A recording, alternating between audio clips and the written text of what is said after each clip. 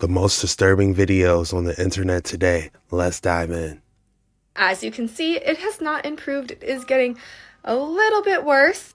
So the fire is starting to get to over the top of the other side of the mountain, more towards us.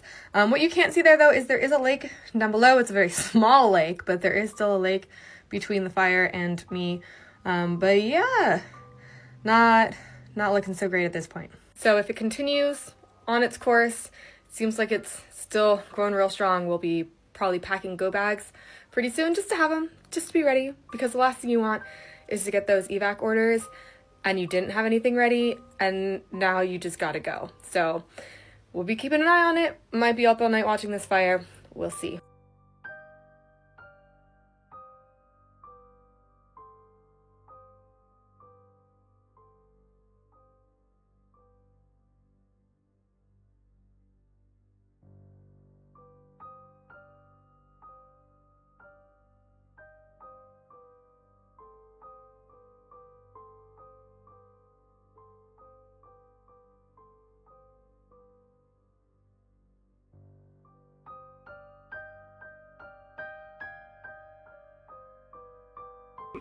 Seeing it about 15 miles out from the grapevine coming down, it looked like just a cloud, but as you got closer, it looked like you were driving into hell, honestly. Black cloud above and red fire coming up from below.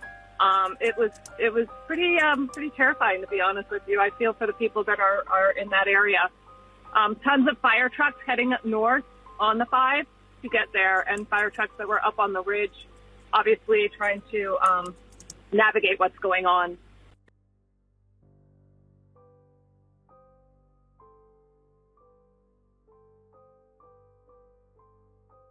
This morning, parts of Southern California still burning. Overnight, a new fire growing near San Diego. Flames from the border fire spreading in a remote mountain area, burning through over 800 acres. Firefighters working to contain it this morning and evacuation orders issued as the smoke from the Hughes fire still fills the sky north of Los Angeles. More than 10,000 acres scorched in less than 2 days. But firefighters now say they have it under control, along with the other major fires that devastated communities earlier this month, like Pacific Palisades and Altadena. Now, with rain on the way, wet weather could provide both relief and danger for burn-scarred land, including concerns over mudslides. What can happen when there's rain so close to these massive fires? You get a large debris flow, mud flow coming off of these hillsides that no longer have the brush to stabilize the dirt. Crews are installing barriers to prevent hazardous runoff from toxic ash as residents continue to pick up the pieces and rebuild. I just pray everyone makes it out okay from those California wildfires.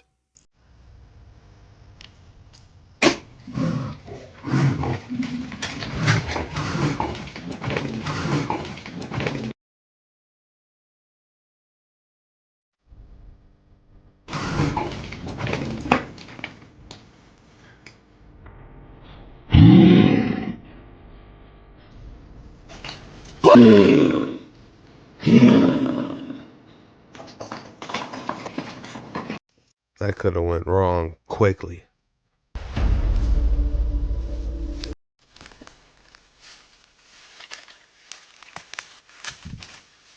It's close enough, bud. That's close enough. Get out of here. Go. Hey! What do you mean get out of here? This is my woods. Look how he's looking at them. Oh, you really don't want these problems. This is my woods, boy. If any animal has his ears back, that's normally not a good sign. Like when he's down here, you see this?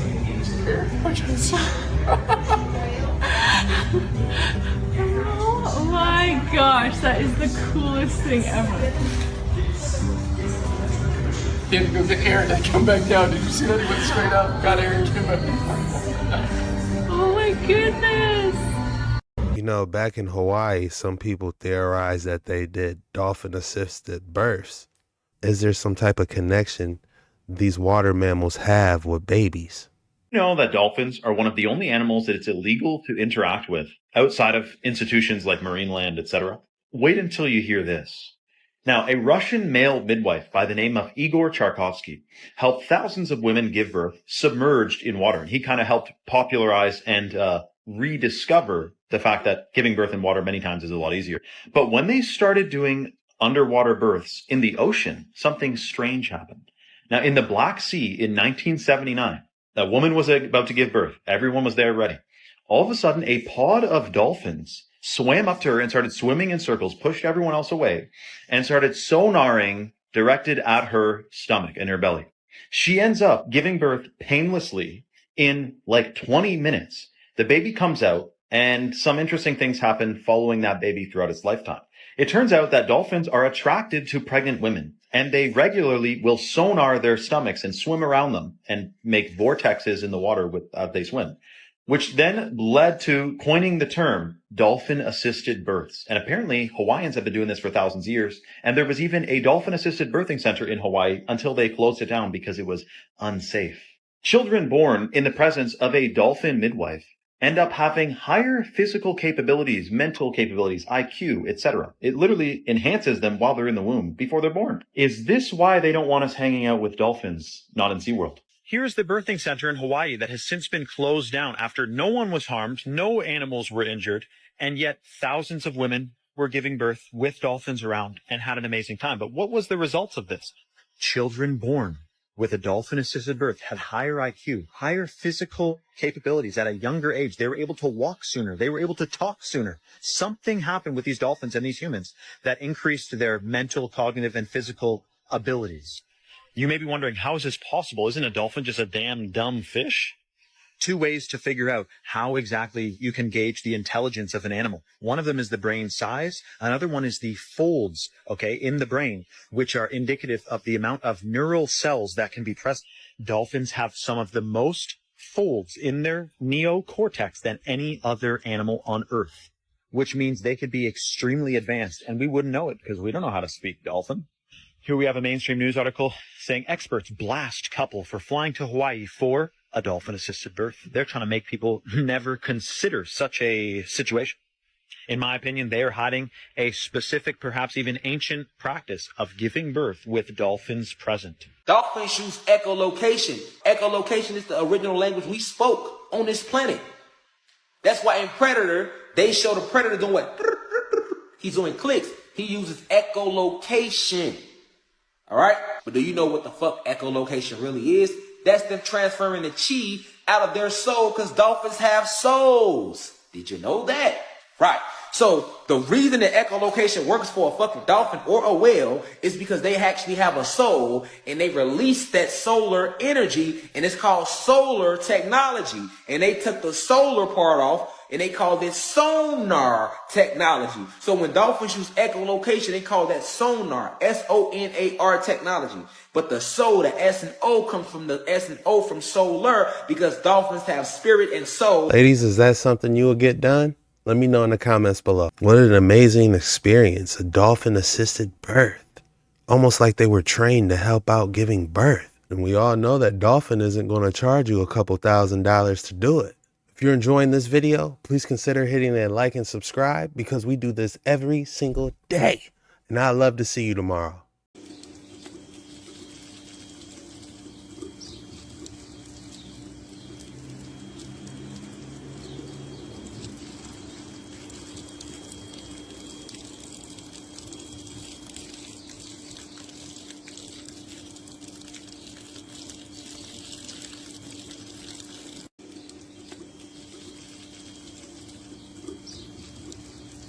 I believe you have to have a gentle soul for animals, especially wild animals, to really trust you like that. Look at this big fella here. Wow, Kalia, look at him. He's huge. Hey there, bud. Hey there, bud. You gotta... No, I'm not gonna touch it. Hey there, bud. Hey there, got a beer there, bud, huh? You just gonna...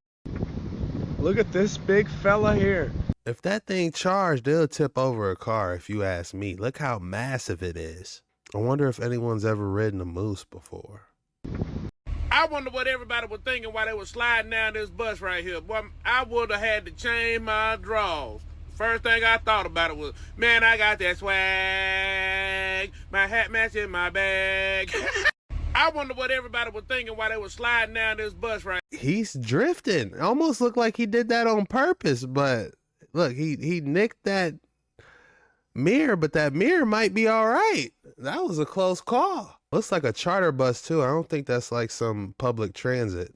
Something went down in Phoenix on January 22nd, 2025. This was captured by a woman named Mariah.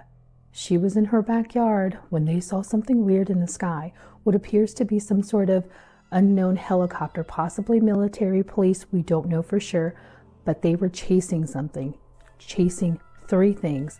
Now, what caught my attention about these objects, these UFOs, were completely blacked out. There were no lights on them. There were no, what we've been typically seeing with these drones and UFOs, the bright lights, things like that.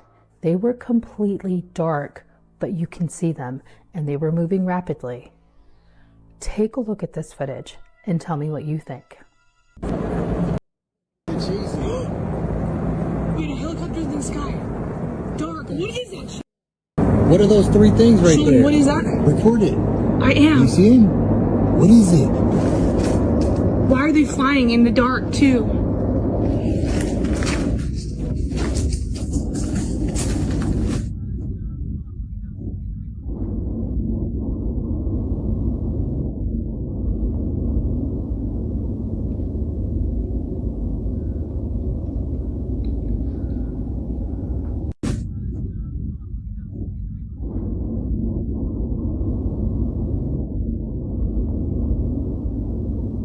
Man, I wish we had better footage of that. And I don't really give a fuck right now. He should have, like I said months ago, got fucking DCR'd. Whether or not, you know, something else. Oh my god! What the f? What the f? The other pump should work. You gotta keep your head on a swivel out here.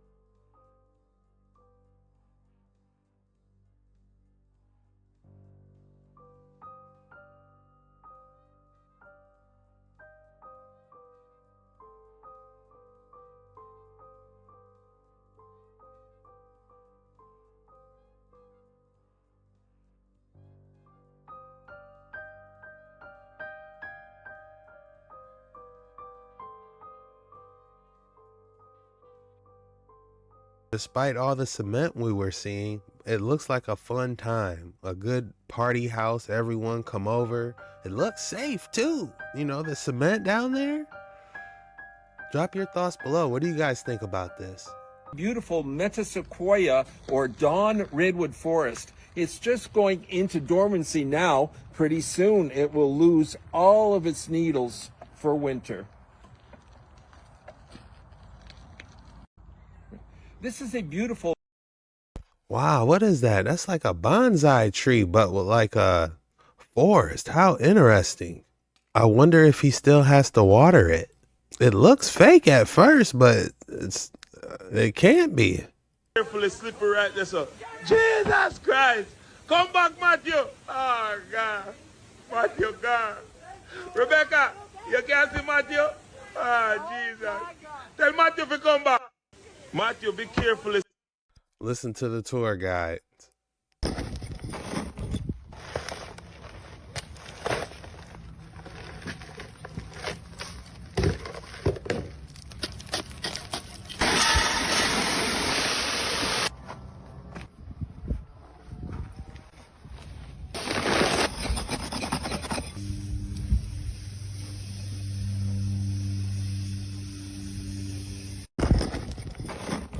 I thought bonsais were all like that one from Karate Kid. I didn't know that they grew into lavish trees.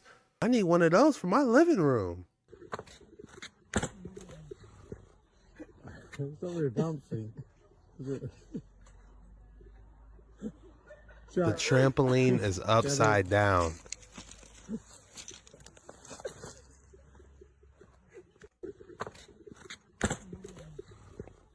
Another dazzling piece.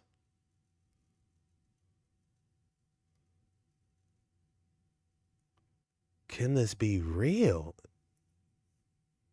Did they find this out in the wild like that? That is truly stunning.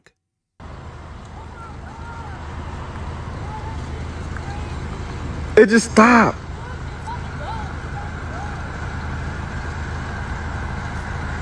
It's looking at us, baby. Move. You better move back. Why it just stop? Oh.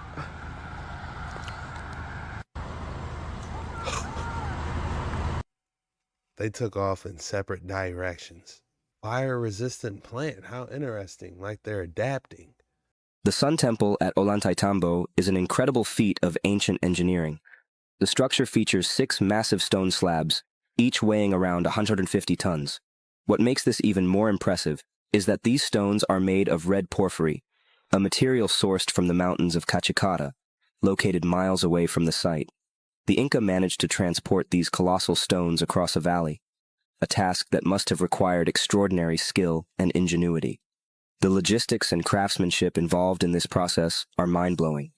Standing before these stones, you can't help but marvel at the sheer determination and expertise that went into constructing this temple. Which definitely begs the question, how did they transport it? How did the logistics get managed to transport these giant blocks everywhere?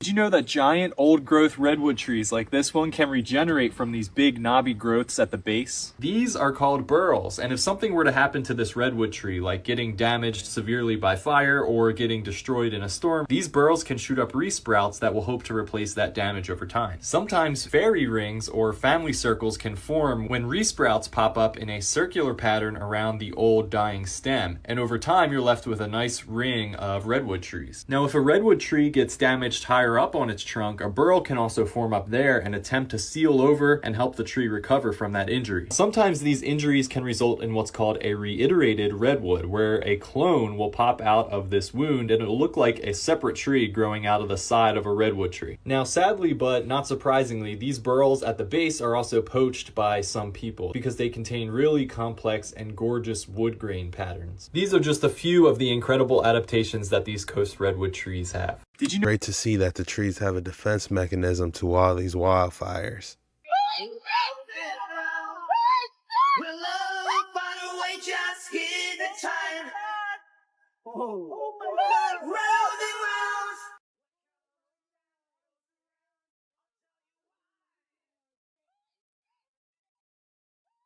Did they mean to do that?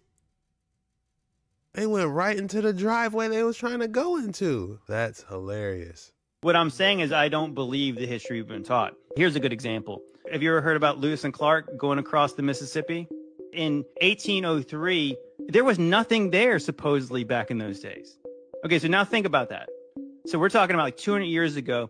There was nothing west of the Mississippi as far as the America was concerned. Now talk about when these cities were founded and became cities like we know today. And explain to me how that makes even a lick of sense. Like, so how did Chicago go from like literally like a tent city in 1840 to Chicago like we know it by 1860? You think about all the central planning that would have took. Then you go like to places like San Francisco. San Francisco like had 1,000 people in like 1840. And then there's a panoramic shot very famously that shows the whole city in 1873. And it's a full-grown city. There ain't one bit of construction happening right there. I believe they tell us the Industrial Revolution took place. That's how they all got there. Everything burns. And I'll just kind of zoom in right there so you guys can see that. Maybe that will kind of adjust. Some of those buildings are all perfectly still standing. Isn't that interesting? And what's interesting, too, is the earthquake seemed to target the bells of the cathedrals. That's what I always found interesting, too. When I was looking up all these fires, these great fires that happened, I always targeted the bells. The bells were always somehow miraculously taken out. which is interesting. Just specifically the bells, you know, the ones that can ward off the storms, ward off the weirdos. Let's go with Italy, because, you know, we like a little bit of Italy. Talking about what Italy used to look like. There you go. That's the Leaning Tower, and if you notice that building next to it, that looks like a Capitol building. But what's interesting is the Capitol building that's next to that right now is no longer there, but the Leaning Tower is still there. And then you find this Leaning Tower all over the realm, so that's what gets really interesting. But like I was saying, if you take the photo and you put it close, you can see up close, and then if you take the photo and put it farther away with the stereoscope, you can see it in 3D. The Leaning Tower of Pisa, is that Tartarian? Interesting, and that building behind it, what did they get rid of?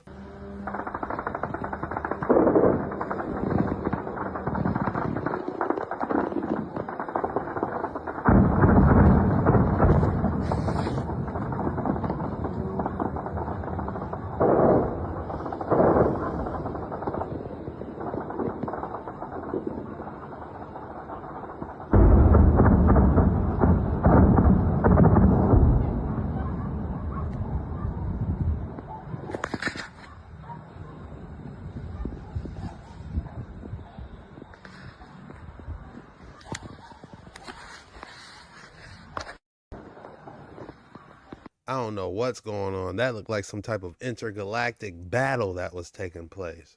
If you looked at that box at the end where he pulled that key out of, it looked like it had some paperwork at the bottom. Could that be the cornerstone box that showed who built the building?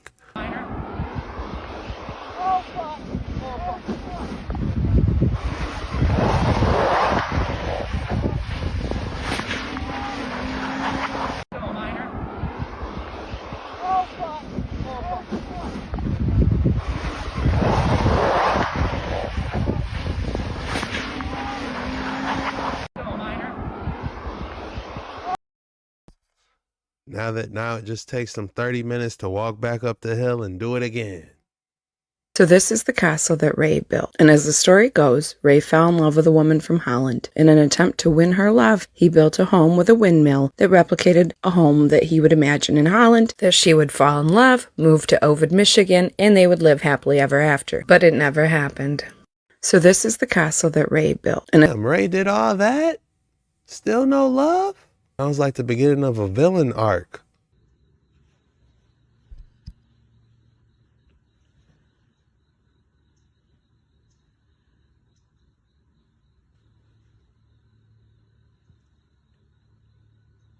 They said Christmas is over with, bucko. Watch the alligator. There's an alligator right there. What? Oh my God. Alligator! Oh, run! Oh my God. Did y'all get that on video? Yes. That. Watch the alligator. There's an alligator right there. What? Oh my God. Alligator! Oh, run! Oh my God. Did y'all get that on video? Yes. Hey, that raccoon was really listening to him, wasn't he?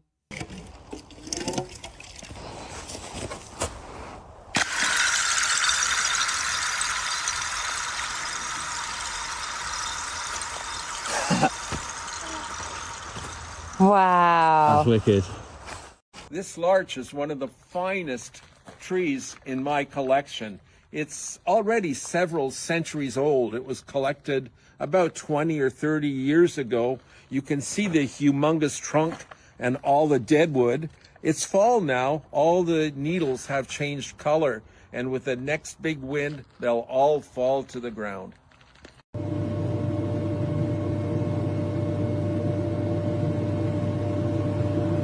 Where there was once a drain pipe, there now only exists this tree, which started weaving its way up through that PVC plastic at the bottom, and now is really grown into a thick bundle of roots all the way up the side of this building. While we were trying to drain rooftops, we instead gave nature a pathway to create a marvelous, marvelous structure, which now is, contributing to the living and natural environment there. 4 out of 5. You can't stop nature. Did you know there's an area in Venezuela where lightning strikes 280 times an hour, 160 nights a year? The Relámpago del Catatumbo, also known as the everlasting storm, appears in the exact same place and has been lighting up the skies in South America constantly for thousands of years. I wonder if there's any structures over there that could harness the ether.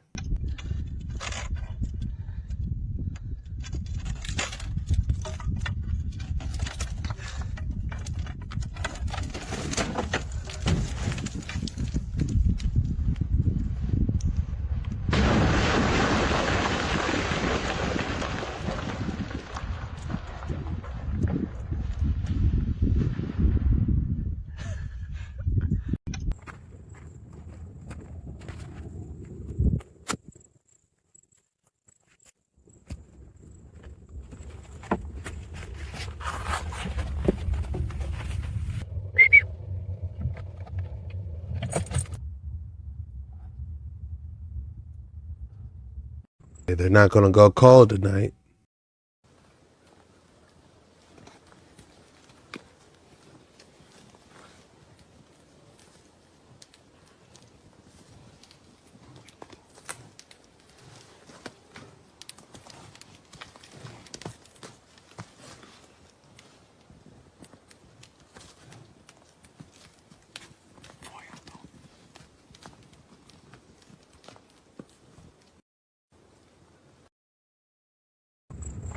That is Stonehenge. It's very cool, but what it actually does is going to blow your mind. I learned that this was a seasonal clock, and it is, but you have to look at it from a different lens. This is what sound looks like going through water. This is Stonehenge. It is built on top of an aquifer.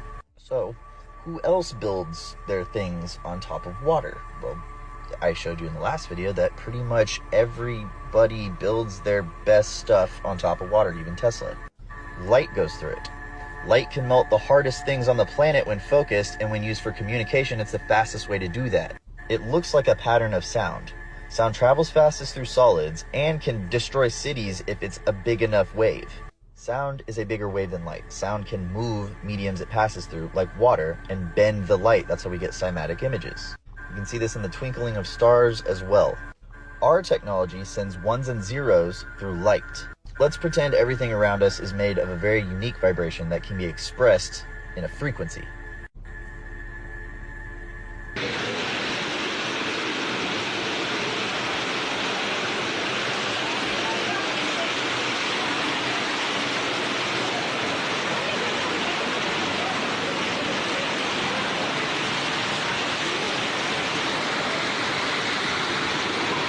It looks like it was built in the ancient times, but still used today. Huge stone balls, ranging from 1 to 3 meters in diameter, are scattered across a vast area in the Taurish Valley. Some are flattened, some are split, and others appear to be glued together. This valley of stone balls is one of the iconic sites of Mangistau, Kazakhstan, attracting thousands of tourists every year. Maybe they could be eggs of some ancient-sized creature.